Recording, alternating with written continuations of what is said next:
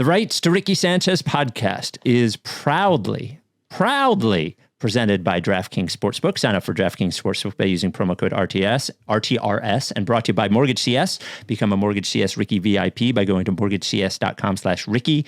Briggs Auction, the official auction of the process at briggsauction.com. And Stateside Urban Craft Vodka, the official sponsor of the Corner 3 newsletter with Zoe. Go to statesidevodka.com. On the show today, he makes his return. He hasn't been on the pod since the Harden trade. One, Daryl Morey, the president of basketball operations. Mike, we really touch on everything with him, from Candy to Trevelin Queen to PJ Tucker. We touch on everything. We get some good answers. We have some fun. Goes off the rails at the end, but got some good stuff from Daryl. Always appreciate having him on. We've had an interesting relationship with the general managers of the Philadelphia 76ers. Yeah, for sure. This is definitely the best one. I give Daryl credit.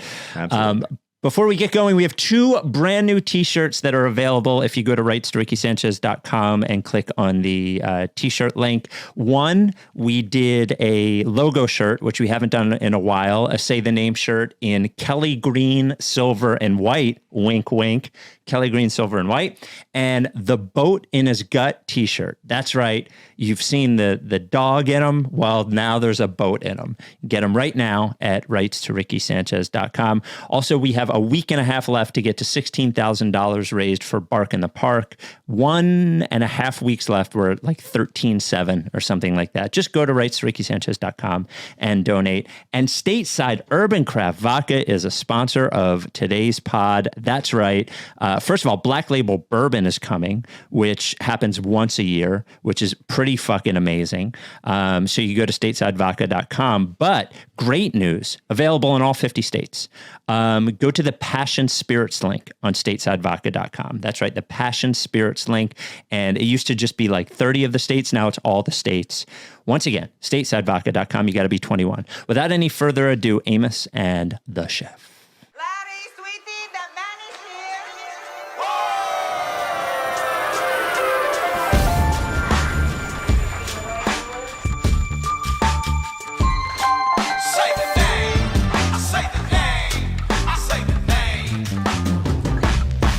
We were right, y'all. We were right.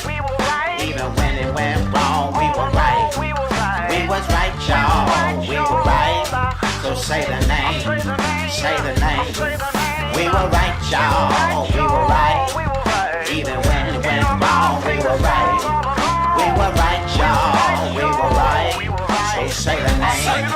Say the name. Say the name.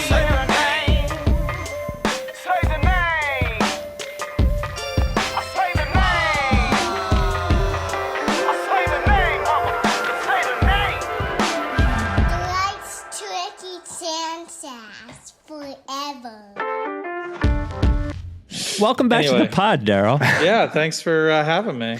Do you ever think, because I don't know what it was like for you in Houston, but I do have a general idea of what it's like for other people in your position. Do you ever think like, well, this is weird. I'm going on this podcast again, where like the fact that you are willing to do it so often. Do you ever think, well, maybe that's weird. Maybe it's not a great idea? I've always been open. So like, yeah, if I went from Houston talking to nobody to Sixers only being on your pod, then yeah, I think that would be weird. Yeah. But I've always been pretty open. And I think part of my job is explaining, the plan and the team to fans. So I've always felt, I think the difference is, in Houston, there were diehards, but it was micro-sized compared to the Sixers. Sixers diehards are, I don't know, a whole order of magnitude, if not 2 bigger than Houston. No offense, Houston diehards. So, well, before we get to that, actually, but you being in the bubble while you were president of the Rockets on the pod, that one was a little weird.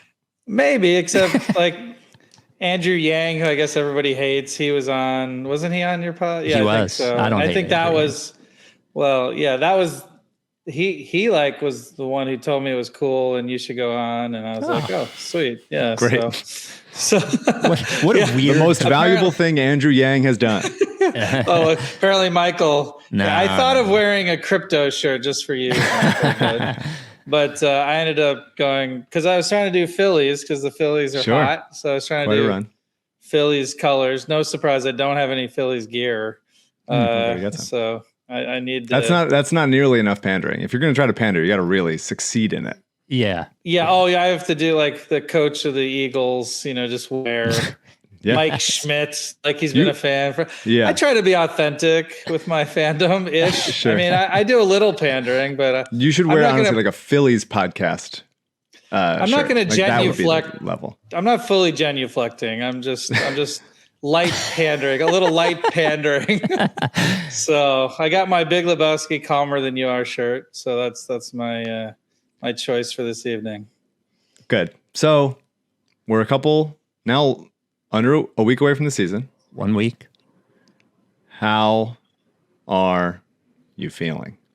Simple question, but could be a revealing answer. It's such a relevant question because we inside the Sixers like do this ourselves, where we're just like, seems to be going very good, but now we're starting to see like, is there going to be an anvil that drops? Like I would say you'd be shocked at how much, at least inside and the internal chatter, at least the front office, there's a lot of cautious optimism that a lot of the players that were brought in are looking very good. I thought like Daniel House last night looked like on the high end of what I feel like we know he can do. And that could be, and then PJ looks like PJ, I think, look, I would say this to PJ if he was here. In fact, I did in Charleston that, look, he's someone who we're counting on a lot. And, once you get towards the better vintages of your career, I think everyone starts to worry a little bit about whether or not the fastball and the off speed is still all there. So yeah, PJ looks very good. Trez, he didn't play yesterday, but he's looking good. And so the new players look good. What? I can hear the cautious optimism, and then I guess I'll go through all the guys and they'll see. Then I'm like, they're gonna listen to this, and if I forget, it's like a wedding. If I forget one person, I'm gonna hear like there's gonna be a blogger that says like, you didn't mention Paul Reed. Everyone. Well, he's not new, so I had to like very carefully. Yeah. Carefully.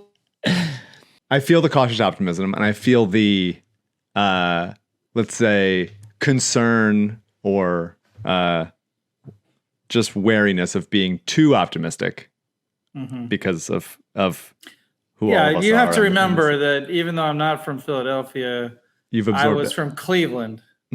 And so I know I had the Browns winning the Super Bowl like 4 times in the 80s when I was a kid. So I know about disappointment and whatnot. So what is it like when, I'll say that, what is it like when you aren't cautiously optimistic before a season, and how does this feel better and different in that sense? Yeah, this is feeling like one of the better seasons. Obviously, back when I was in Houston, we knew eventually there was this absolute buzzsaw waiting at the end that was ready to terminate all comers in Golden State, which that's why maybe I'm a little more optimistic. I really feel like we're right there with anybody, and we have a long way to prove that. But we feel like we're right there, and the defensive intensity was great. And that's the other thing. Like, we only have preseason to watch, so like very hard to learn a lot, but you do learn things. Like, look, our defense has a chance to be pretty good. I mean, pretty good. And then offensively, we came in not too worried. So we'll see. So I remember after you got hired, right around then was when Sam Hinkie did this podcast with Pablo Torre. It was like sort of his basketball farewell. And Pablo, is that when he talked about watching games in reverse and stuff like that, and other wacko stuff? we could talk about his current Twitter, but we're not going to do that. I want to talk about one comment he made there in relation to what you're saying.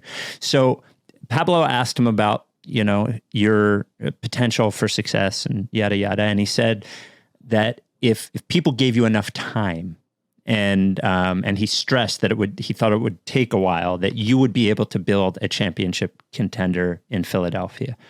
Do you think that, obviously, I think you believe, and we'll get to it, that the Sixers are a championship contender right now. Has that happened more quickly than you assumed, or did you figure that you would be in this situation this quickly? Well, I'd say we didn't have time. So as nice as Sam was to say that. Well, that's how he is. Okay. Yeah. So before we made the big trade last year, and I'm going to avoid, Names. Talking about, I do think it makes sense. The window is not now the timeline is accelerated, I think. Absolutely. So look, I think this is the best shot since I've been here, and let's go. So the odds at DraftKings are plus 1,500 for you to win the title, which is about 6%, right? I love asking you this because you mentioned it one time on a podcast years ago. Does that seem about right to you, or is it too early to make that assessment? Well, the first thing is it's not 6; it's actually lower because they put VIGs in all of them, and so like if you bet, like for example, and I'm not advocating betting because I can't. Right. But if someone were to bet all 30 teams, you would lose 25%. So those odds aren't returning the returns you should want if you bet them. So it's actually a little worse than that, according to that.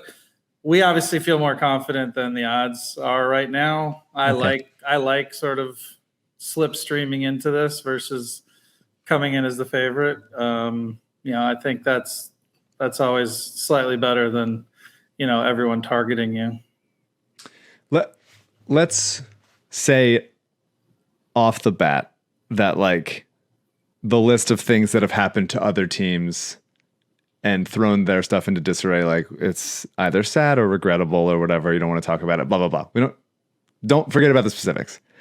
As other teams started having weird shit happen to them, did you feel a little bit like you are breaking into a museum and there's those like lasers pointed at you and you're just sort of like, avoiding them by a millimeter? Did you feel that like, holy shit, we continue to get away with this? Like, do you feel a little bit like we're one of the last ones standing in a sense? Like, was that I'm reluctant to talk about it, I have to say, because I think that the more lasers come on when you start talking about it. But Elton and I have this thing where we'll talk about all this stuff, even we've been through. And then obviously if you go prior to me, there's a lot of sort of different things. I'll just say different before I got here. And we call it Tuesday. So it was just when I first got here, like I'd be like, oh my gosh, this completely unanticipated thing happened. And Elton was like, yeah, that's like a regular Tuesday around here with the Sixers. So whenever something really unexpected happens, we call it Tuesday. And I have to say, lately, we haven't used that phrase as much. And I would appreciate that. Continuing, basketball gods, wherever you are, whatever gods that we pray to make that not happen. Who do we need to sacrifice to that? Do we? Might be me. Mike. Might be me. Yeah. Mike. It's Mike. Yeah. Mike is being thrown up on the rock. Yeah. Well, the Sixers have put me up on that rock for many years, so I'm not. It's not an unfamiliar place. Yeah. Yes. Metaphorically, I'm assuming. Right? I think. Go ahead. I was thinking that needs to be the image of the pod is Mike. Splayed out on the rock, waves crashing against my dead carcass. Yeah, that could be the image of it. Not dead yet, just roped down, ready, starving, ready to be abandoned. Yeah. Elton's, in between as a player here, so he signs that big contract here. He gets hurt. Then he has to play for, the Princeton offense guy, Eddie Jordan. And they make him come off the bench, and then he make him come babysit Okafor. And then he's here for he's been through a lot of crazy shit in Philadelphia. It's pretty wild that he's still here. After he's all a that. treasure. Yeah. I have to say, I've worked with a lot of people in my 20 years and he's a treasure. I know you'll say I have to say that, but I don't call everyone a treasure. Like he's like one of the most genuine, smart, knows the game dudes I've ever been around. So what is your relationship with Elton like, since you brought him up? Like, is there a time when how much do you guys talk about just like random stupid ideas? Like, do you ever come to Elton with like a very bad idea that you're like, this is probably crazy, and is Elton like, yeah, that's too much? I at some levels I both like and hate how insightful you guys are on this podcast, because Elton is my absolute like, how fucking crazy is this idea? Like, just give me like, it's 3 a.m. You're on Trade Machine, and Elton. Yeah, it's like 9. Here's a screenshot. Is this 9? Like, and then he's like my sanity check guy for sure. Like, I'll be like this, and he'll be like, and what I literally love is I get how aggressive he is at times, where he's like, yeah, they'll be mad, but like, they'll get over it. We got to care about the team first. Who cares, right? So yeah, he's absolutely, I would say, super tight relationship. Our offices next to each other. Has turned down multiple offers to run other teams, which has surprised me and pleased me. Look, he wants to win a title here, 100%. So, well, on some level, I think, because he mentioned us, he was at which you have not experienced yet. He was on stage with us at a live show in front of 1,000 people at a concert venue. And he had mentioned that before he was, when he got the GM job here prior to you, that they offered him the assistant GM job in Atlanta, and he didn't take it. And he took the job here.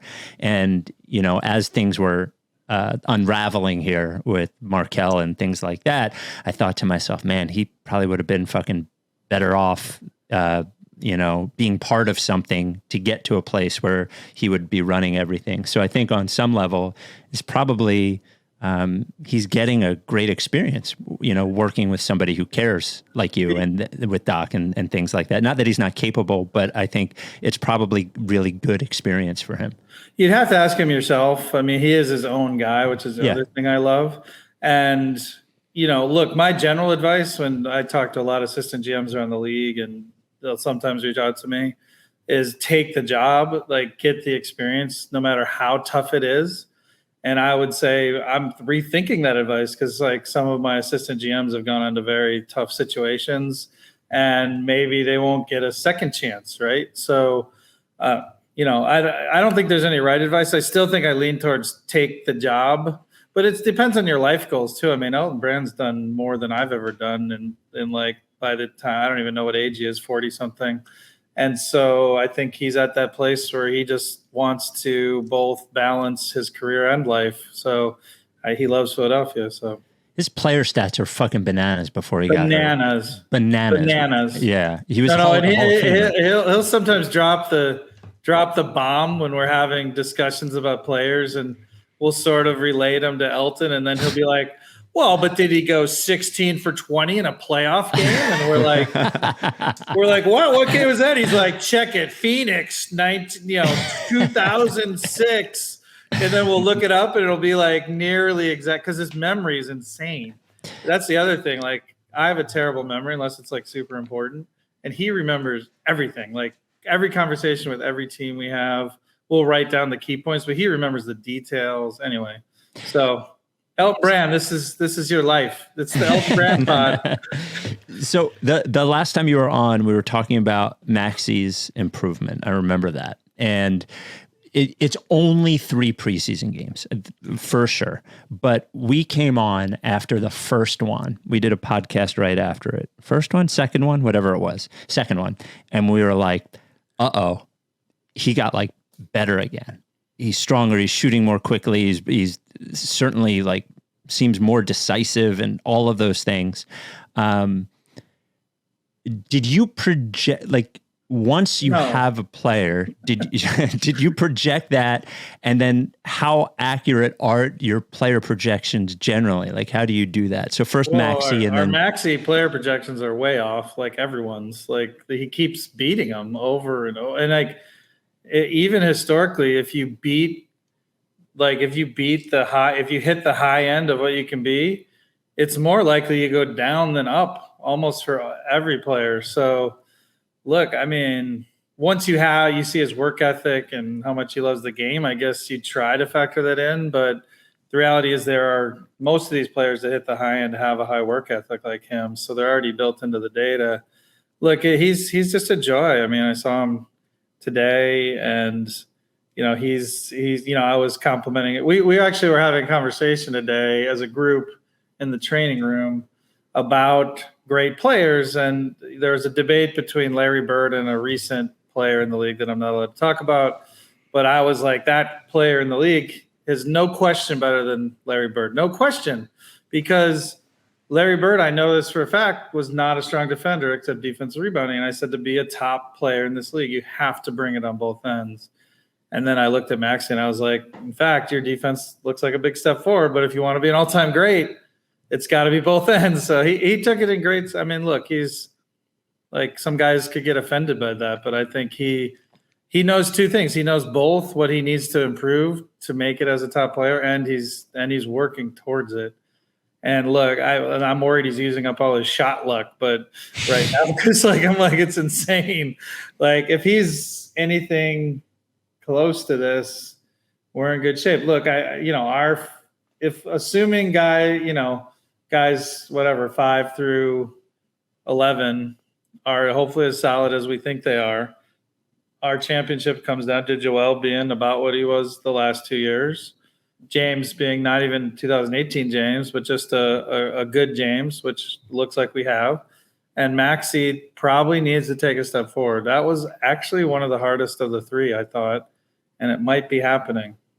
It would be amazing if it does. We take a break from this pod with Daryl Morey, the president of basketball operations for the Sixers, talk about our sponsor, DraftKings Sportsbook.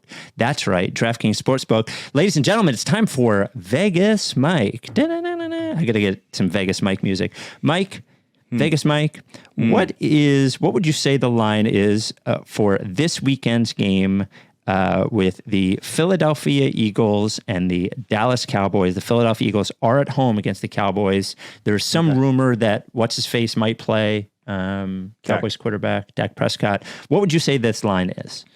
Okay, haven't looked. Okay. Vegas Interesting. I do wonder if this segment will go away once I shave the mustache at some point. I love Vegas. The people love Vegas Mike. I think DraftKings loves Vegas Mike too. The dirtbag mustache stays, and so I will say Eagles at home. Eagles 5-0. Cowboys 4-1. Quarterback uncertainty. Give me Eagles minus 5.5. 4.5. Pretty close. I'm pretty close. I'm always within one. I've been pretty damn close. Not bad, Vegas Mike. Of course, DraftKings, a official sports betting partner of the NFL.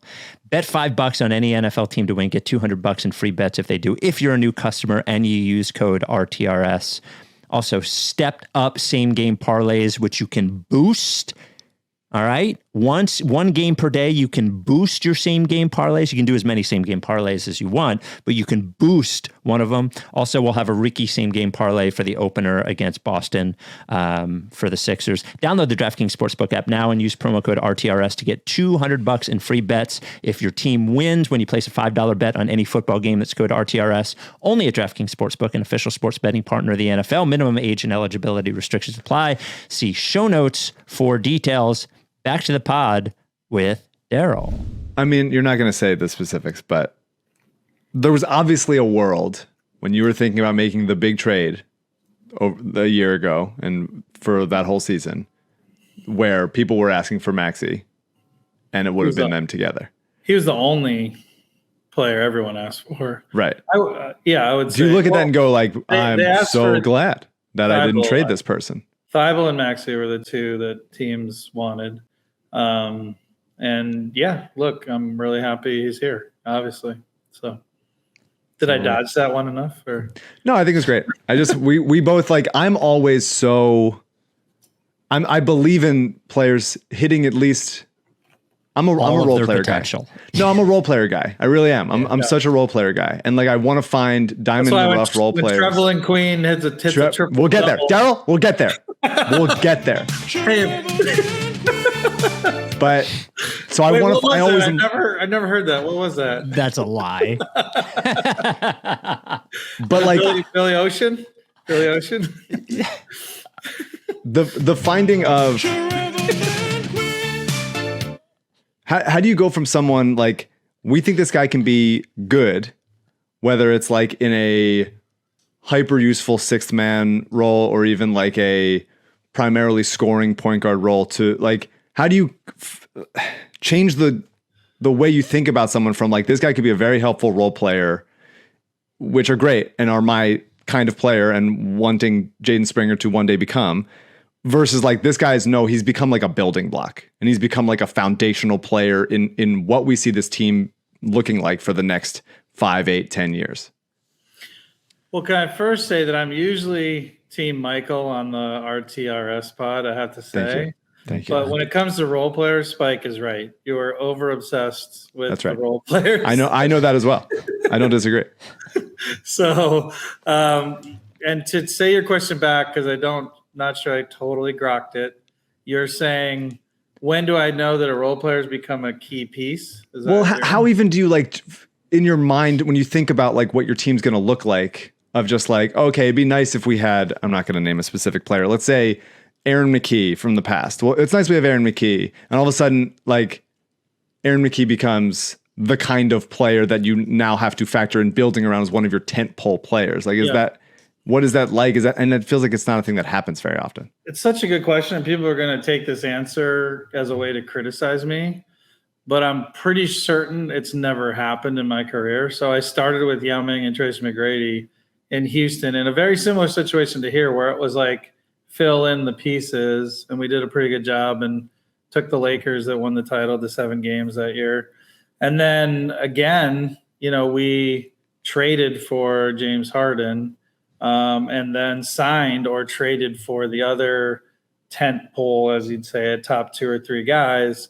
So yeah, Maxey could be the first one for me. Like, another player that I drafted became maybe the 3rd or 4th best player on that Rockets team. Again, I can't say it because he's still on another team, but in turn, like, Maxey does feel like the first one who has a really good chance to become. I mean, Maxey is already, I think, one of our tentpole players, and just how now it's like rebuilding teams have to go through this thing all the time. Like, okay, this guy, he's advancing, but if he doesn't become a top 20 player, that we have nothing. Mm-hmm. And the nice thing about here, we're familiar with that, and I'm you've been through that. We remember. And you guys have been through this whole thing, but I would say the nice thing is Maxey doesn't have to be a top 20 player. It'd be great if he is, because then I think we're on Broad Street or wherever you guys say here that I need to learn the right things. I think some of what Mike is asking too, and I'm curious about, is how do you, because I think I have done this, and, Maxey was one player I did it with, and it eventually hit me last year. When he started making shots, I just said to myself, this is going to end. Like, this is a lucky streak. I don't. Yeah, because you're like half empty guy, Spike. Well, that's why I'm on Team Michael all the time. Well, that's why it's a good podcast. One of us has got to be right. So, right. But I guess I guess some of what I'm wondering in this is escaping your own previous bias and recognizing that you were wrong about what your projection was or what you thought he was going to be, even though obviously the team drafted him, liked him. I think it's more about that moment where you realize that you have to look at him different, and it might be difficult considering all the work you put into thinking about him one specific way. I like how you framed it, because you're always updating your what we'd call your priors if we're using a data approach, which I'm sure will drive some people on the pod crazy. But everyone has all these priors in their head of where they are. And when do you update your prior to say Maxey is a whole set higher? I would say the early signs, you have to credit Doc Rivers, who was very early in the first few days of training camp his rookie year, saying this kid's special. And look, a lot of times coaches can get high or lower on guys, but he was right from day one, and really has done a great job working with him since day one. So that's sort of like a subjective one.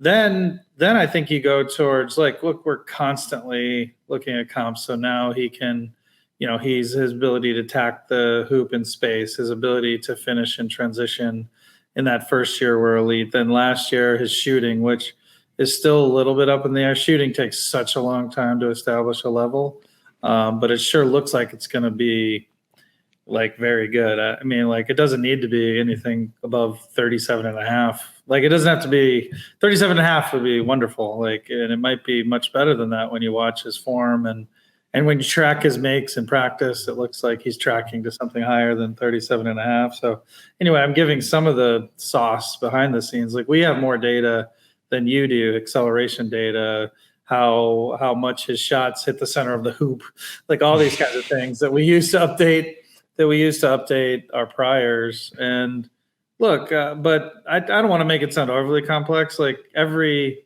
diehard Sixers fan that listens to this pod and you guys, you're probably, like you said, Spike, updating your projections as we are, right? In real time, it keeps ticking higher, which is awesome. I mean, so how? You got the other way though. You've had young players in the past who look like they were, and then I don't want to, and then it takes me a little while to update those priors. Yeah. It takes me a bit of time. Still holding on to them priors. I like the priors sometimes. Mike's still waiting for Jonah Bolden to be that backup center. Yeah. Who was the BYU kid that you guys said? Brandon Davies. Yeah. Sure. I actually remember one guy on the Sixers. I don't remember who. Actually, I think I do remember who. It was like a Georgetown kid. Anyway, Hollis Thompson? Henry Sims? Maybe you said it, I didn't. But okay. Sam, I was like, Sam, why is this guy on your team? Like, if he hit the best possible, is he's your 11th guy? Like, why? And he was. I don't know. He never gave me a clear answer. Shocker. This is surprising. Great. Yeah. Great. Yeah. No. Sam is like so hilarious. I think if his mom called and was like, is your wife pregnant? He'd be like, I can't reveal that right now. Sure. Like need to keep that under wraps. They'll know our shit. It's just what they're expecting us to do is tell people. That's right. Yeah. So. Well, I won't stand for any Hollis Thompson slander, so I'll hold you to task for that again. Back to Maxey and his. Is there a list being developed? Yeah, there is, but big time. Okay. Harden and Maxey, ostensibly guys who thrive with the ball in their hands. Next to obviously an MVP candidate who you would love to have the ball in his hands for a good amount of the time. As far as like, how do you, as Maxey keeps getting better and Harden keeps, existing in time as age happens to us all, like, how do you calculate, how do you juggle? I'm sure like your answer would be different from like the coaching staff's answer, but like, how would you and the front office want to see Harden and Maxey sort of juggle their aggressiveness, their ball handling, finding their own shot, distributing for others? Like what do you want? Obviously, they're starting together. So how do you consider that as one gets better and the other one just like, keeps getting older, as we all do? My answer, as you might guess, is I blissfully don't have to think about it mostly because Doc handles that. And I think Doc can have a good thing going. I know you guys are hard on him, and whenever you want to have a battle over that, we can. But I would say this, I do think about it. I actually think mostly that it's a really hard problem. So James and Joel work so well together that normally you might want to think about staggering them, but we looked at this hard last year and it's not clear that you should. So then that could work in Maxey's favor. But at the same time, James does work really well with like an open floor. I think we saw it a little bit yesterday. And so you sort of want that too. And you want Maxey to develop. I don't think, look, we're just going to focus on winning games in the title this year, but there's a ton of variables and I don't think the answer is clear. And so, I think that one's just going to play out over time. So you brought up Doc. Okay, great. I was hoping you wouldn't take me up. No. Right. Look, I am, and I think Mike will attest to this. I've said over and over again, I'm not a big coaches matter all that much guy. I don't really like blaming coaches for losing. I don't like giving them credit for winning. I think like most of them especially in the NBA. I don't blame him for very much, and if they win the title, I wouldn't give him credit for very much. It'd be the last thing I want to talk about. Can I make a quick point on that people miss? Sure. Because people obviously see the on the court stuff, which matters, and I'm not saying it doesn't, but there's a lot of behind the scene things, including stuff super tangible, like Montrezl Harrell's here because of Doc Rivers and Sam Cassell, but they're like a tandem in my mind, and Doc gives Sam such latitude to work with players that it's part of Doc. Sure. And like people are like, oh, they should have challenged his play, and let's even say they're right. I'm not even saying they're right. Like, we missed the challenge. We should have done this. We shouldn't have done that, which, look, coaches are a little bit screwed on those. Like, only 1 out of 4 people are right. You either should have done it and did it and it worked. Even if you do the right thing and it doesn't work, people still criticize you. Getting like Montrezl Harrell and having him want to be here is a huge factor that people don't really factor in. So I just wanted to say that before we go into whatever you're going to go into. All I would say about him, and you're going to say this doesn't matter, but I think it does matter. And I will compare him to Sam in that, like, Sam did not think it was important to do things publicly. And he thought that there was more of a detriment than a positive, but it ended up that it possibly may have like cost him a year or two with the Sixers because of how he handled it. There's no reason for Doc Rivers, in my opinion, to be as dismissive to the press. In one case, even basically accusing the guy of like being a racist, or saying something racist. Like for the couple years he's been here, it's just like, for me, he makes it harder on himself, and he draws attention to things that don't matter. Some of the decisions he makes, who the backup center is, yada, yada, yada, all these things, by making everyone who asks a question that challenges him feel like an asshole. And I don't think that's fair. I think in Philadelphia, I think we have, not all, but we have some very intelligent beat writers. Kyle is really smart. Derek is really smart. There's a lot of people there who care and have spent a lot of time here. And I just think like, I don't think it's necessary. And I think it brings more attention to things that, like, to other things that might not matter, is my opinion. And I think he makes a mistake there. So a couple of things I'll say there. One is, I absolutely agree with you that we have some tremendous writers if I start to name them, but there's at least, in Houston, I felt like, honestly, there was one guy who knew basketball. Here, I feel like I judge them by how well they know basketball. I think we have like 5 or 6, which is pretty rare, but even better than Boston when I was there. Another thing I would say that's going to sound like an excuse, but it's just a fact, is that coaches are put in front of the media too much. Like, it's just ridiculous to me. Like, I get to pick and choose, yet somehow they're on after shoot around, and then before the game, and then after the game. And like, look, if I did it that much, I would make a lot of mistakes. Like, I'm sure some clutch points bullshit or ball sack is going to aggregate something I say tonight that's stupid. CJ, clip him saying ball sack. Or whatever the new one is. There's like a new one, like a new ball sack has spawned multiple sacks. But clip multiple sacks as well, please. Thank you. Keep going, Daryl. Yeah. And I'm not asking you to defend him. I'm just giving my opinion. I think, look, we're sharing opinions. That's what a podcast is. And I would say for sure, look, it's he does a good job in the stuff that matters for winning the title. That's all I focus on. I'll just say that. That's fair. We take just a short break from the Ricky to talk about our sponsor, Mortgage CS. I want you, if you're sitting on your phone or near a laptop right now, I want you to go to mortgagecs.com/Ricky and see the care that they put into that site for our listeners. See the care. And that's the kind of care they're going to put into you. The only way they're able to do that is because they are independent and they are not too big for their britches. Like, you go and you Google mortgage rate, the first one that comes up, you put in, and they end up taking your information and selling it to a bunch of lenders. That's not what Mortgage CS does. Mortgage CS is about you. They're an independent mortgage broker, which means that they don't have ties to any of the lenders. What a broker does is it goes to the lenders and gets you the best rate they can, but some of them a little dirty.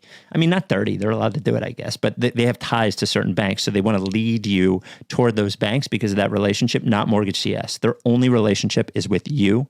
They're local, right here in the area. They're going to be ready for you whenever you need them. And their biggest goal, and we've heard this from every Ricky person who has gone to Mortgage CS, is to help you learn about the mortgage process.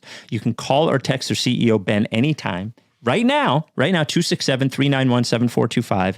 267-391-7425. And that availability is going to be important, whether you are, whether you're buying a home, whether you are debt consolidating, whatever you're doing, Mortgage CS is going to be there.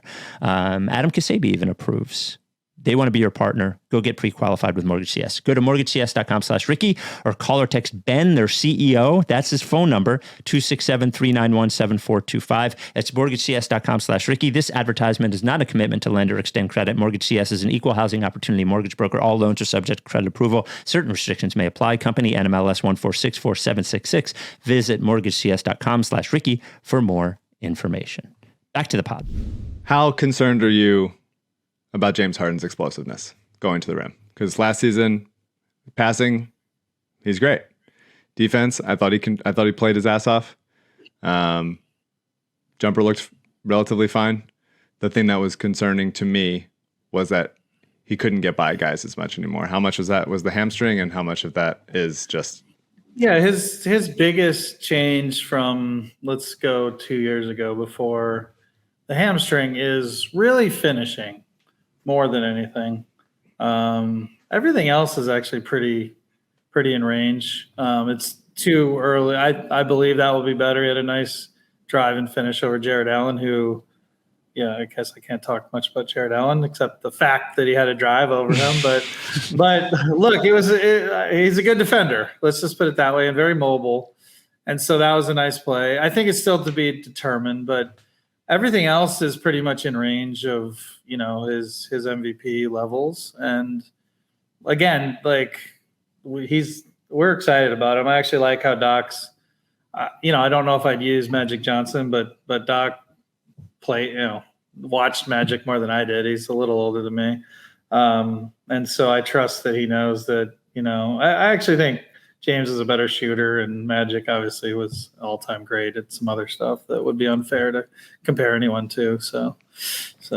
But one of the, we had you on last year. It was mostly talking about the trade. It was mostly, we didn't know what it was going to look like yet. We didn't know what the season was going to come down to. It was, I think that even though the team was extremely flawed last year, I think if Embiid doesn't break his face on Pascal Siakam's elbow, then they could be different. You don't know. Know. Get to 7 probably at least. Yeah. So, but my biggest frustration, I might have asked you this before. My biggest frustration with last year's team was, and you probably have numbers for this, they got to no loose balls, floorboards, nothing, rebounds, 100%. Nothing, toughness, nothing. Every single possession the other team extended, and the Sixers wilted. You went out this offseason and with your hair on fire, and got a collection of players that do almost exclusively that shit. That is I'm going to go get, how much of that frustrated you last season, and how much of that, team ethos wise is what you're looking to imbue as an identity into this team? First off, I would say it's a group effort. We have a big front office that does a good job. So just starting with that. But second, I would say, look, I've always been that kind of a guy player, right? Mm-hmm. Whether it be Chuck Hayes or Trevor Ariza, or, you go through my list of players we've had on those Rockets teams. Those are under. Oh, I thought you were talking about yourself as a player, which I actually was going to like a lot. God. I was going to like that a lot, and I would have encouraged Spike to play the sound that he plays when I talk about myself as a player, like that. So if you want to talk about yourself as a player, you're welcome to. I believe I've avoided that, and you know how I learned to avoid that? It was early in my career. I'm not going to say the GM, but one of the GMs in one of his press conferences talked about his time playing at the JCC, and And I noted to myself, I will never talk about my terrible rec / intramural / high school basketball career because it is about as irrelevant as you could ever imagine for the current. All right, but you're a Chuck Hayes guy in the sense that you like those kinds of players. No, these guys, Shane Battier, these guys who do all the little things, and like possessions are huge. And one thing, again, I don't want to make this the I Love Doc podcast, but I do think he's been wrongfully maligned, is that he, like this offseason, not only in the planning for who we get, but also in like his planning this offseason with the coaches. I think, I don't know, did you watch the preseason game yesterday? Like the number one thing I noted was the defensive intensity. Obviously, we have some different players like Melton, but like the intensity from even guys like Springer, Paul Reed, Thibault, go up and down the roster. Even Shake, I saw Shake today, and I was like, Shake, contract here, huh? so I was like very intense, it was, look, if we can bring that defense, like we're going to be a real tough out in the playoffs. So, admittedly, I did not listen to the entire podcast, but it felt like the clip that was posted online gave enough context to your answer. And you did a pod with, it's okay that you did a pod with someone else, but did it with... Cheated on you guys. You do it, well, John Clark, it has to be a different thing. You're not supposed to name other pods, right? I don't even think it's a Sixers pod. I think it's just his pod, Okay. Yeah. There are no other Sixers pods for you to go on, right? So there was an answer of yours where you were both laughing and lamenting about the desire for players to want to play in Philadelphia. And you said that the fact that some don't, while you don't understand why they don't, but why some don't, makes your job harder. Now, I think there was one player who was here previously who's no longer on the team that people were assuming that it was about, but my head started drifting to deals that maybe were never made because somebody didn't want to play here. My question is, Daryl was nodding during that. I just want to. I was nodding. Like there have been players that through their agents have absolutely said that they don't want to play here, and I think it's by reputation. I don't think it was because of it's a real thing. And even like I got super frightened last year when Tobias went through his thing where like the fans were booing him and he seemed to be going down this dark road where he was going to heel turn and get the whole town to hate him. And I'm like, holy cow, like this could be horrible. And it's not something I would have thought about for 1 microsecond while I was in Houston, not even for a nanosecond. Like they're great fans, but they're not this like, I love it. Like if they're like this ride or die, like, if you're not bringing the full effort, I'm going to make life a living hell for you, even at the Starbucks, until you do it. And I sort of love it. It's great. It just reminds me of my roots a little bit. But I do have to factor it in. I do. What Covington handled it better than any player I've ever seen. What did he say? I'm curious, actually. That poor fucking guy got, because when you're shooting high volume and you're the only guy that can shoot on the team, you're going to miss a lot of shots, but he made a lot of shots too. And he just went through a stretch where every time he shot, they booed the shit out of him. Are you serious? Yes. And we were a very pro Covington podcast here, but so was there anything like I'll even admit the third baseman on the Phillies this year? I can't remember his name. Alec Bohm. I went to the game when he had 3 errors. You were there? I was at the game and they were like just crushing him. I'm like, oh, this guy's done. Like he's gonna have to leave. I'm like frightened for him, and I'll give him credit. He handled it. I think it's not that hard. You have to figure out. You have to just say I fucked up, and I gotta get a few F-bombs in to compete with Kate Scott. Yeah, sure. No, it's like you gotta record.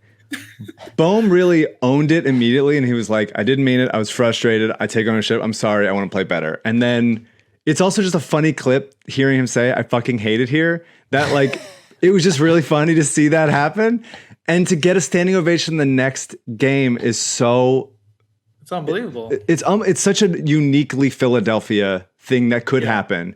And now he's gone on this run, and the Phillies are succeeding. And for him to after the end of the Cardinals series, he gave a quote. I don't know if you saw it, but he gave a quote saying, because he said, "I fucking hate this place." Someone asked him about that, and he was like, "Do you have any message to the fans? They love you." He said, "I fucking love this place." And it's just like a cool, special story that like if you can get like in sync with the fans here and the vibe here, then like it can be like truly special. But I also get why some players are telling you. I feel like I'm totally starting to understand it. I will say it does make my job a little harder, but maybe it also makes the highs higher, you know? So maybe it's a good thing. And do you know that the unofficial slogan at MIT is "I fucking hate this place"? If you go to MIT, it literally is stenciled IFH TP all over the campus. So anyway. Would you say that there's anything major that hasn't happened because a player that doesn't want to come here? No, nothing major. These are all right. Minor things. Yeah. Okay. I was wondering, and again, we're going to get to Trevelin Queen, so I'm just like, know that's coming. And building up. I have my building it Sixers fan rant too. Once you come at me. Okay. Yeah. Do you want him to do that? Yeah, now? we may as well do it now. You may as well do it now. Go ahead. Because we're talking about bad decision. It's sort of like why am I drawing a blank on who's the Man Show guy? Adam Carolla style rant. I don't know if I can work myself up. Okay, let's see it. It's more of a request. So I just want the fans of the Sixers to recognize that there are only 15 roster spots on the roster, and that two two-ways.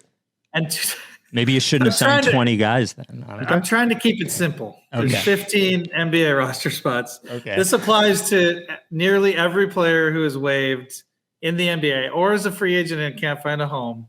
They can't all sign with the Sixers. We would need 90 roster spots to keep the fans of the Sixers happy. We would need 90 roster spots to hold every over-the-hill Hall of Famer who is available still. Like DeAndre Jordan? Daryl? I'm not going to say everyone. Wow.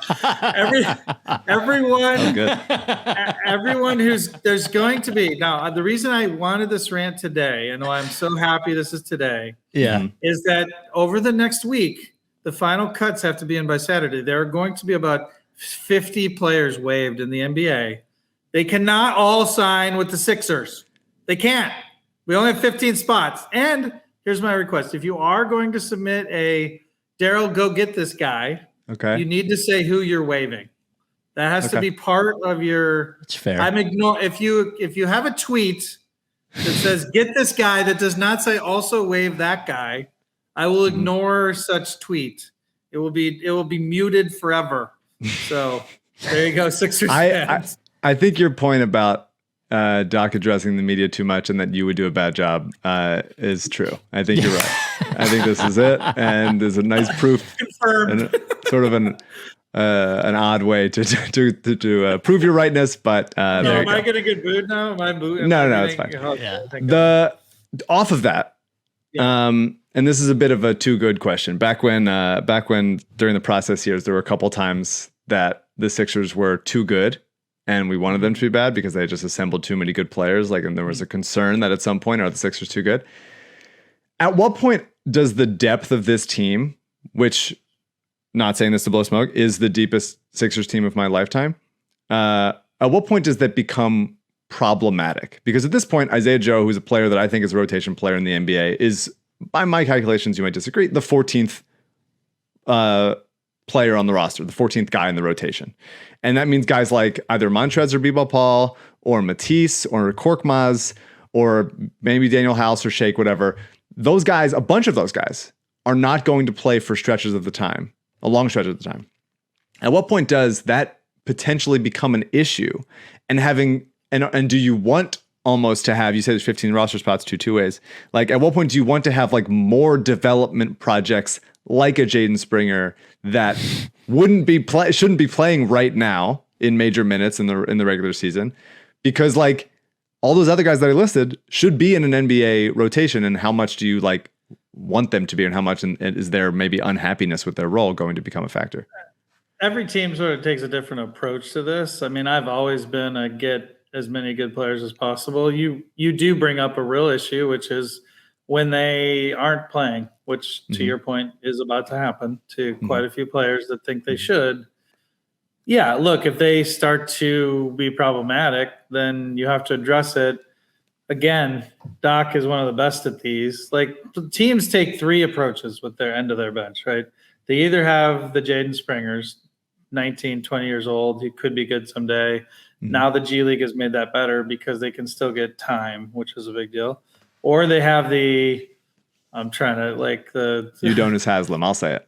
Okay, I can't say the names, but glorified assistant coach. The guys who are happy to just wave the towel, not addressing the player you said, and then or could be. Who knows? The third one is like get Trez. Like, Trez is a really, really good NBA player, and he wants to win a title. I think Doc was very upfront with him before he signed about what the role will be here. And, I think, look, we know we're all on a mission, so I think it's going to be okay. But right, is something you have to monitor and make sure it's not a problem. You mentioned that. Just off of that, just talk about how B-Ball Paul played in the playoffs for me. Yeah. Because we love B-Ball Paul, and he truly has been the best. His nickname is basketball. His nickname is basketball, and that's important to note. Yeah, I think he's decided to go with Paul Reed now. Just so you know. I think he's too late. But it's like when Britney Spears is going to the mature phase of her career. Okay. He wants to be taken more seriously. As Paul. My nephew doesn't want to be called Osters anymore, but when it's going to happen, sorry, I'm just saying, respect that he wants to be Paul Reed. Well, now. The nickname is too good. Sometimes you have to give it. He was the Sixers had. We talked about the backup center thing a lot when you were here. You said not to make as big of a deal out of it. You were wrong. B-Ball Paul was great. I'm not. That assumes facts, not an evidence. No. B-Ball Paul was great, and Doc was reluctant to go to him for a while, and he was easily Joel's best non-Horford backup center for his entire career. And how did that surprise you? How did you feel about it? What do you look for B-Ball Paul going forward? You have him as clearly better than every other center we've had over the last 2 years behind Joel.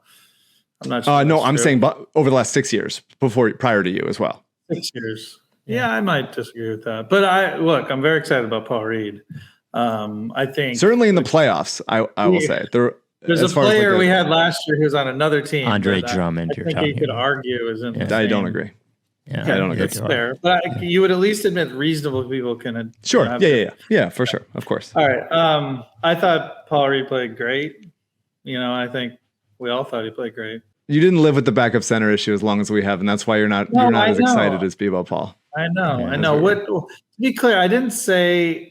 I said you over-focused on it, which is impossible to argue with because that's my own judgment. The reason they lost like four playoff games. Right. No, but I meant since I got here. Okay, that's fair. And then second, you guys went on like multi-podcast rants about the guy we signed last year. Yeah, you were wrong about that too. Podcasts a week. You were wrong about that too. Yeah.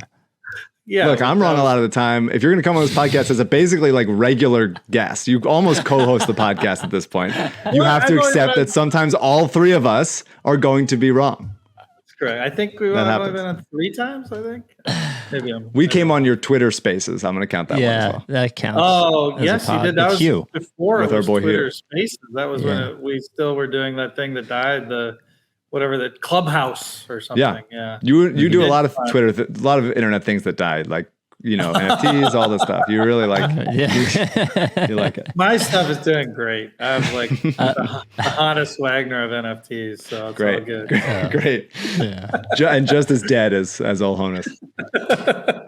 The Rights to Ricky Sanchez podcast is brought to you by Briggs Auction, a 4-generation auction house right there in Delaware County. But as far as Briggs Auction goes, right now is probably the most fun auction going on right now on the site that I've seen on Briggs. Go to Briggs Auction or download the Briggs Auction app. It is their toys auction. Man, if you love old Star Wars stuff, if you love old Superman stuff, if you love old Batman stuff, this auction is about 500 different lots is really awesome. Like original Star Wars figures up there. Mike, you a toys guy? Were you ever a toys guy? Not really. Played no? a lot of sports guy. Well, you could be both wow, what an insult to toys guys. No, you definitely can be both. Okay. I look back at my childhood sometimes and think like, what did I do? What was I doing? I wasn't watching like a ton of movies. I wasn't like doing a ton of like varied reading. Yeah. I was just like playing so many sports all the time. And I wish that I hadn't, and I wish someone had told me about Briggs Auction when I was a kid and got into some weird shit. So get your kid into some weird shit because they will regret it like me. It's just really, really a cool auction right now. Briggs Auction has new Star Wars film posters and autographed by Mark Hamill. Like original Star Wars posters autographed by Mark Hamill. It's really fucking great. Go to briggsauction.com. That is briggsauction.com. They have auctions every single week, estate auctions, toys, specialized ones like this, all the way through Christmas, a different auction every week. You can go, they have open pickup on Saturdays. Picking it up is real easy, or you can make an appointment during the week, or they can work with you on a shipper to get it sent to you. And if you're looking to downsize and you want to do an auction of your stuff, all your toys, or your children that you want to auction off your children that play sports, like Mike. Yeah, obviously you can't auction off your children, but your toys. Yeah, your furniture. info@briggsauction.com is the email address to send it to. That's info@briggsauction.com. Once again, briggsauction.com. We love them. Briggs Auction. Back to the pod. If you don't want to answer this, you can. I'm actually going to give you cover, but I'm interested to hear your response. As Ethan Strauss has written about a lot, the connection between agencies and newsbreakers in the NBA. And it seems like this offseason, it has come to light even more and more bright. The lights have been shown on it. Do you feel like that sort of influence is bad for the sport? Well, the media probably didn't help us this offseason on June 30th at 6 p.m. because they, broke a bunch of stuff. Might cost you drafting. Yeah. So I'm down on the media in general. I would say, I don't know. Ethan's a good writer. Woj is a good newsbreaker. But it's not just him. They all have. It's not just Woj. Right? Yeah. They're all part of this ecosystem that we're all a part of. I don't know. Is the ecosystem problematic? I guess sometimes to me, people misinterpret interest in stories as like positive interest in the league, that all attention is good attention. And it just seems to me that, like, for me personally, it's at the tipping point where even though it can fuel our podcasts, it's not necessarily like a positive overall for the sport is my opinion. Yeah. I mean, this is when we start to sound like old people. Like, I don't know. I think, do I wish that when you're on a podcast, it's not aggregated 40 ways? Do I wish that there wasn't this rush to be like 2 microseconds before someone else is a big deal when you're breaking news? Like, it just seems like a waste of human enterprise and energy. I like playing poker. I like things like that, but I recognize that all we're doing is shuffling money around and it's not productive. So, I wish a lot of time and effort wasn't spent on completely unproductive things. How about that? So. Okay, here's an easier one for you to answer that I think you will like better. Because you were talking about PJ Tucker being 37, and as I've watched the baseball playoffs, there are a lot of pitchers who are in their mid to upper 30s and still pitching great. And you look at Chris Paul and he's, 37 or whatever. And it does seem as if science and exercise has allowed players to play more effectively later in their careers. Do you think this is true? Like, do the numbers bear this out, or I'm just picking? No, you're right. It's not like an overwhelming thing, but the N on older players has gone up. And like how well they last into that range relative to their peak is still yet to be written. There's just not enough data. That was what I was referring to on PJ, that people are like, well, how will he be in 2 years? I'm like, well, he's already like a unicorn who doesn't exist in the data set of the NBA. If you look at 37-year-old players in the NBA, it's something crazy. Like at least half are in the Hall of Fame, if not more, who made it to 37. I hope someday the Hall of Fame recognizes amazing role players like PJ Tucker, but currently he's not on pace to be in the Hall of Fame. So I would say he's super unique already. I have no way to judge him except what I see on the floor right as I see it now. So you don't think there's enough information to say that like there could be a market inefficiency in older players? I think it's a really good one to bet on. I'm just saying, there's not any sort of, like, we like to talk in as much certainty as we can with data. And I would say what we'd say is that there's a lot of variance. And you need variance. So it's good. It's a good place to find undervalued things like you're positing. Yeah, that makes sense. Speaking of PJ, one of the benefits to PJ Tucker is that he is capable of playing some 5 in big moments. He has done it before. Like yesterday in a preseason game, one of his biggest moments. Preseason game, huge. How much, with that being one example, how much should the regular season be about this season? Be about prioritizing wins versus like health versus playing the way that is the most effective in the playoffs, where previous Sixers teams, both your Sixers teams and prior, have proven less effective because things stopped working in the playoffs or holes were more exposed in the playoffs that the regular season was not as used to cover up?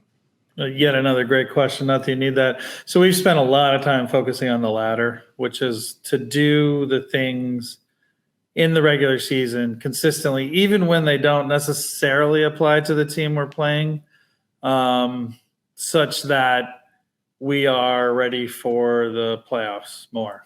Yeah. I'm not even talking about that we weren't good at that in the past. Obviously, we want to make it farther. But yeah, so I think all 3 are important of the ones you rated. It's hard to like put one over the other. I would say the one that I've personally emphasized more is playing closer to playoff basketball as much as possible throughout the regular season. And then health, I think we do pretty good on health and knock on wood in general. Mm-hmm. And then wins, there are these kinks in the seedings. 1 and 2 have a pretty significantly better odds than 3, 4, which have significantly better odds than 5, 6. And then actually the biggest net odds change, it's like your odds double whether you're 6 or 7 because of the play-in and some other factors.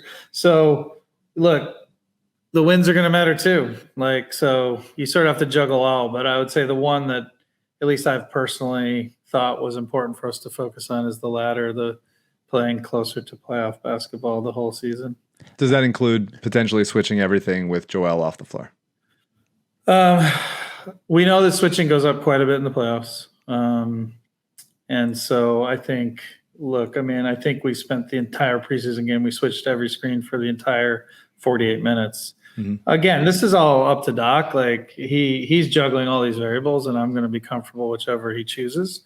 But I do know that in their meetings they've talked about this quite a bit. He has with Dave Yeager, Dan Burke, Sam Cassell, the whole crew.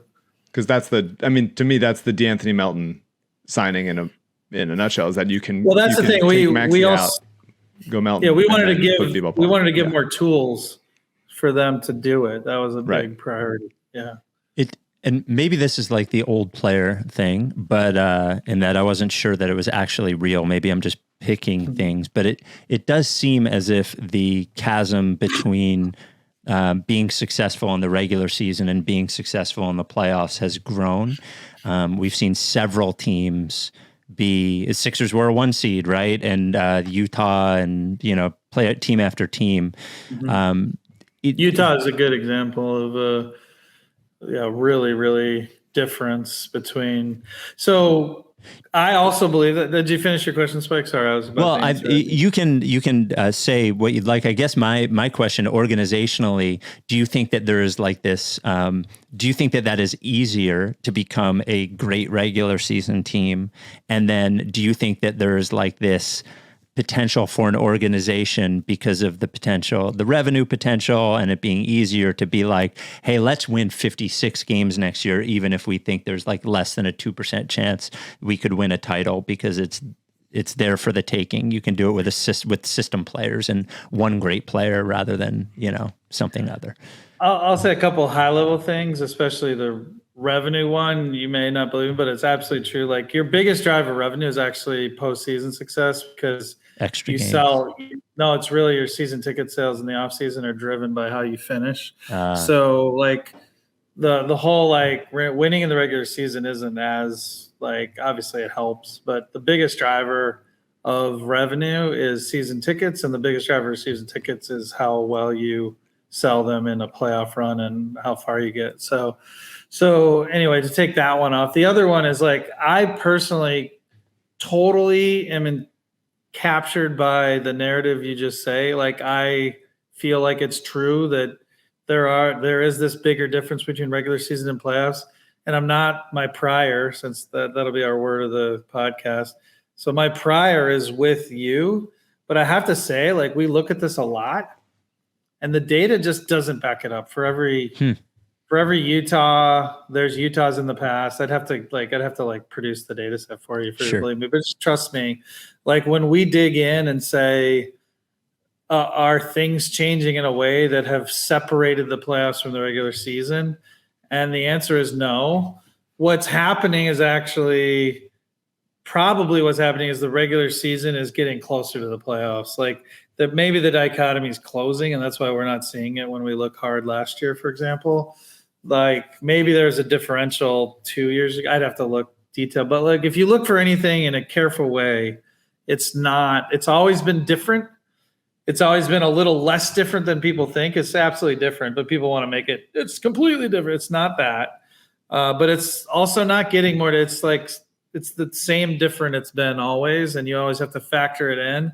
But you can also overcorrect. You can overcorrect and say, oh, that guy, he hits big shots in the playoffs. And then, I can show you study after study that does not continue. Like, it more normalizes to their long range ability to hit shots. So,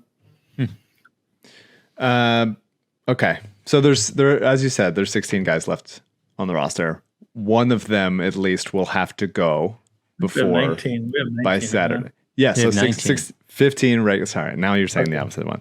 Well, yeah, the 19. Okay, fine. Mac McClung, congratulations. 16 and 3 possible two-ways right now. Yes. Yeah. Okay, so as far as 16 on roster, 15-man roster players currently under contract, it doesn't seem like your style to simply waive someone. And we're going to get to Trevelin Queen so soon. But it doesn't seem like, as far as common.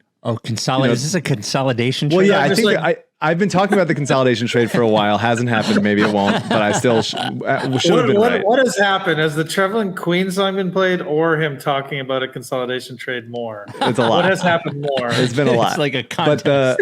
But it doesn't seem like your style to just say like, okay, we'll let this player go for nothing. Especially a player that, you look at the back of this roster. A lot of these guys have a potential. I think all of them could and will one day become rotation players somewhere. Do you agree with that that's not your style? And like, what is the process of like trying to find the right way to get to 15 here? Yeah, so I don't agree with my style. Like, in that, obviously you're always trying to optimize, but forcing something that's not there is also a problem. Like, it's already a done sunk decision. So you don't want to make a marginal, I guess I'm speaking to, like, you wouldn't want to make a marginal trade just to sell you got something if it actually turned to be more negative than just, ending with a waiver, for example. So then what was the second part of your question? Well, just like, what is, as you're trying to get it down from 16 rosterable players to or on contract. I will also hint another thing that almost no trades happen right now. I mean, there's been trades historically in this window, but it's pretty rare. It's not as rare as like November 10th, but it's pretty rare. It's pretty rare. Solid head fake, solid fake out. Pretty good on your part. Young, pump fake. Yeah. So what do you look like? What is that like? Like we see on like Hard Knocks or whatever, you see like them going down the final roster stuff. Like what is that like for you? These are, there's fewer guys. Yeah. What is that? What is this last few days like? Long meeting about it Monday. It follows a lot of our similar processes where we have both a wider and independent group, and then also our internal 7 or 8 front office people independently record what they would do if it was up to them. Then we sort of aggregate that and then talk about it as a group. And then we also get Doc's feedback. And then we make a final call. We did it earlier. It's not finalized, but we did it earlier just because directionally we had like at least a little time to like see more of certain players and stuff like that. So, so it's just, look, hopefully, like waiving people sucks. Waiving Trevelin sucked. It sucked more for him. Like, let's be real, but it sucks for everybody. It sucked the most for me, but that's fine. I can posit that is absolutely not the case. So you'll go back to being an up and coming screenwriter in Hollywood. He's got to find another team. I do think that Trevelin's going to find a home in the league. Well, he's on the Pacers. Oh, it already got announced. Yeah, you didn't know. That's why you said his name. Adam Silver, fucking relax. He had no idea. He signed a 2-way with the Pacers. Is it actually signed already? It was reported. I think I'm okay with it. He didn't actually sign it yet. Thank God. Yeah, Shams reported it. Yeah. Anyway, so good. I'm glad he landed on his feet. I think he deserves it. We put a lot of time into trying to make those decisions as best we can. 2-ways are very tough because you're balancing. It's very hard to capture upside out of 2-ways. So that tends to maybe lean you with a team like us for ready to play. But at the same time, you also don't want to give up on, really, really good talent. So sucks. Yeah. We only have 15 though, Sixers fan. 15. That's right. 15. Count. Trevelin Queen's very good. Yeah, I think he's going to play G League MVP, which I respect. B-Ball Paul, also G League MVP. There's a lineage there. There's a culture that we're trying to uphold of G League MVPs. Yes, you know who gave me the most grief about Trevelin Queen, and it's not you, Michael Levine. That's fine. Sorry. Does anyone get it right ever? Not often. I try to offend the podcast people. I'm on. That's good. That's good. Tends to go well. Sorry. Joel, he was like, "What are you doing?" He's good.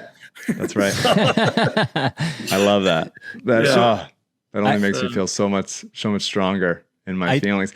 I think Trevelin Queen this year's team, I understand like there's roster spots. Last year's team, Trevelin Queen would have been on it and should have made it and would have been a big help to last year's team. I believe strongly. He belongs on Indiana. Like we just would not have a role. If you're a fan of Trevelin Queen, which it sounds like you are, you should be happy for him this day that he is now on a place that he might have a chance to play.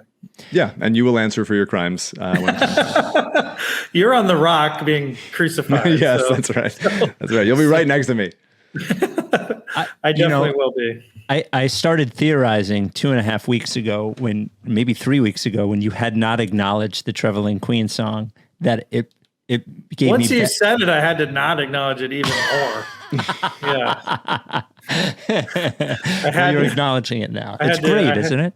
I think of Billy Ocean as the Romancing the Stone guy. You know, he had these schmaltzy songs from the 80s, which I do. Well, I did think they were great. So that's our friend Mutlu who sang the Trevelin Queen part. Who wasn't he on the podcast when you guys went through my stupid Carl Landry Record Club? Yep. Ridiculous playlist or whatever. I texted him and I was like, yo, cuz, I was like, I have this thing in my head. I was like, Trevelin Queen goes right along with Caribbean Queen.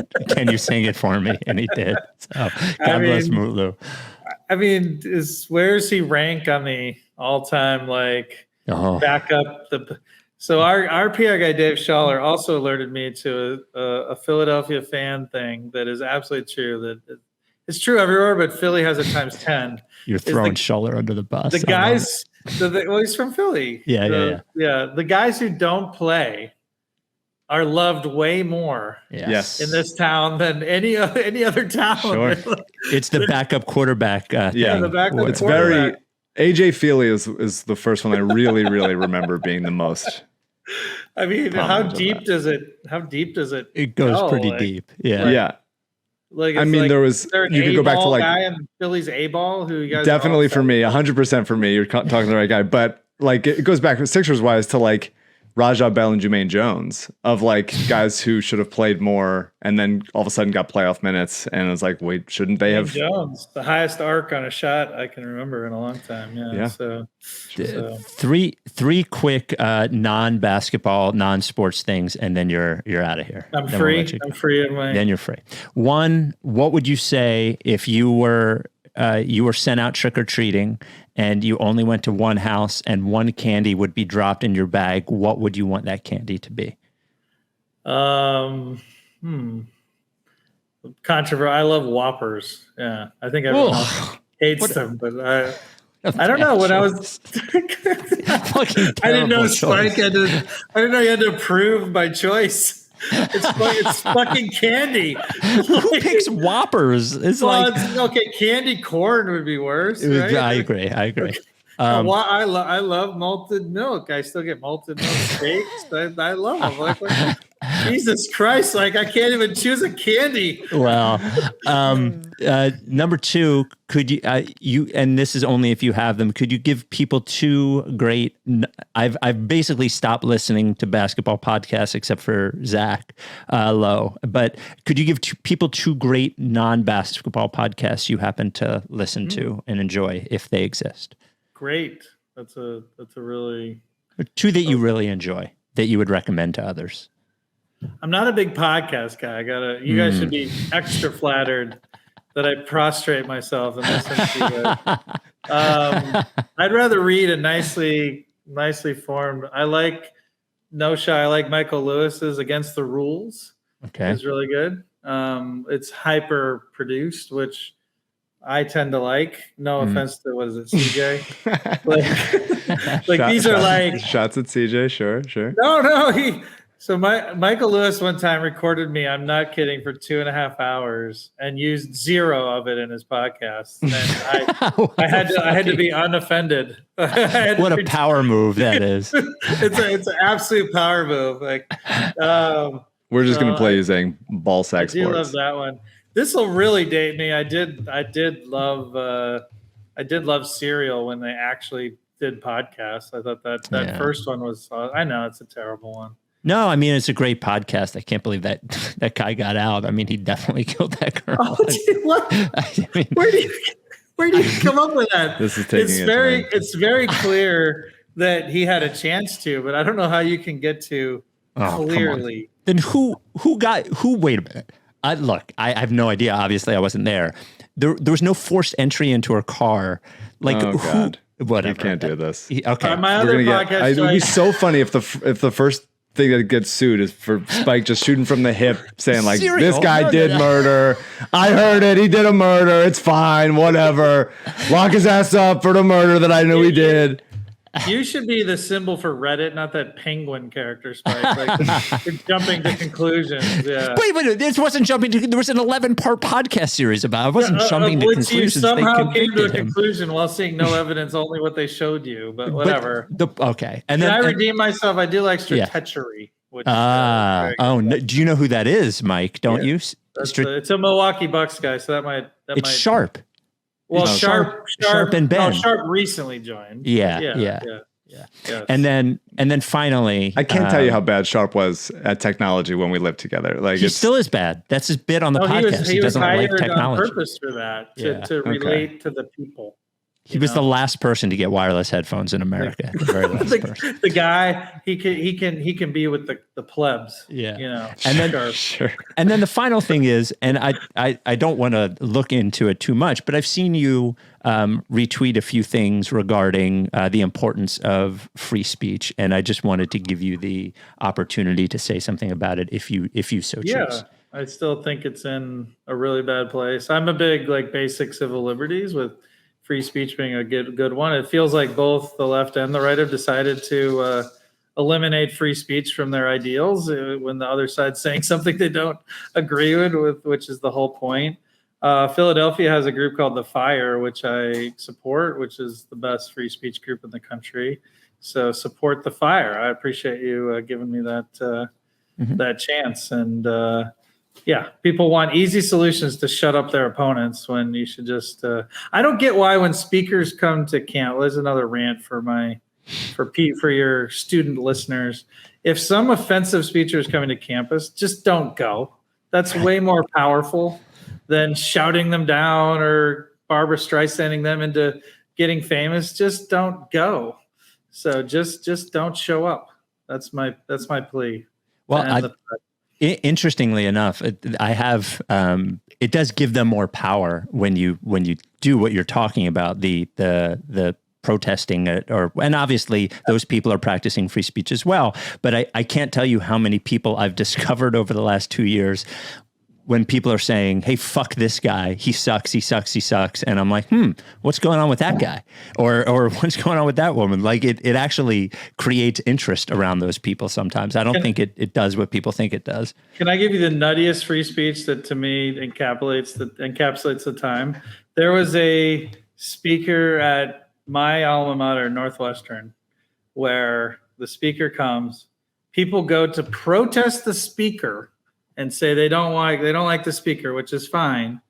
The newspaper on campus goes to cover the protesters. They take their quotes and take their picture of the protesters, put them in the paper saying these people came to protest. And then the people who went to the protest complained that they were doxxed at their own protest. This is how dumb some people are who should. Now, that's just one example, but it's a real example. They're like, I don't want to actually be known as the person shouting someone down. That's too embarrassing, but I'm going to go shout them down. So anyway. Some people are dumb. Some people shouldn't get paid to be a dumb person. Also, I agree with paid. Yeah, I agree with paid. And I understand platforming. These are complex issues. Sure. But I think the needle has shifted way too much to let's figure out how to shut down the speech versus let's engage with it and convince and persuade. So that's my. Well, it's always important to remember, and this obviously isn't true with anybody that's unpopular, but a lot of the most known and revered thinkers in the history of the country and the world were thought of as insane or heretics or a lot of those people were at the time. So it's just important to remember that a lot of the people that you think of as fucking idiots or saying that the world. Well, and the thing that people have to remember is if you are in the apparatus of power and you turn and you stop people's speech, that apparatus can be turned back on you at some point in the future, right, when you really don't want it. So you should stay principled on these basic civil liberties. The Bill of Rights is a good thing. I'm a big fan. Go Sixers. Thanks. And that is why I will myself turn it around on you and sign Trevelin Queen to my upstart 31st team to destroy the Sixers. I always feel like Chicago should get a second team, and you could start that one. So every other big city has two teams. So, and there's Daryl saying that the Philadelphia is not a big city. I don't like a two-team. No, I think there should be fewer teams. There should not be two teams in LA, and there should not be two teams in New York. I'm saying we're not a big. No, that is. Look, Chicago is very clearly the third largest city. It is. Okay. It is. Yeah, for sure. Thrilled if Philly. What would be the two cities? I don't know. Where would we put the two teams for Philadelphia? Well, like what would be, would one in Delaware and one in New Jersey or something? I don't know. One in South Philly and then one at fucking 10th and Market or wherever your guys want to go put the other I'm arena. excited for the new arena is going to be great. I can just walk to it. It's awesome. So in 10 years when I'm sure I'm fired 4 times. Yeah. All right. Thanks, guys. Appreciate it. Man. Thank you, Daryl. There he is. One Daryl Morey. I think we kept him a record time. Hour 20 minutes, hour 30 minutes, whatever it was. Made him pay for the Trevelin Queen thing. He admitted at least he knew about the song. So there we go. The next time you'll hear from us will be this weekend when we do. It'll be our last pod before the season starts, Mike. Then I won't fuck with you. And then we'll do. Here we go again. Here we go again. All right. Are you done with TTP? Yeah. You know, like this. If you don't fuck with me, then I won't fuck with you. If you don't fuck with me, Then I won't fuck with you. but if you fuck with me, I'm gonna fucking kill you! Time for plan B.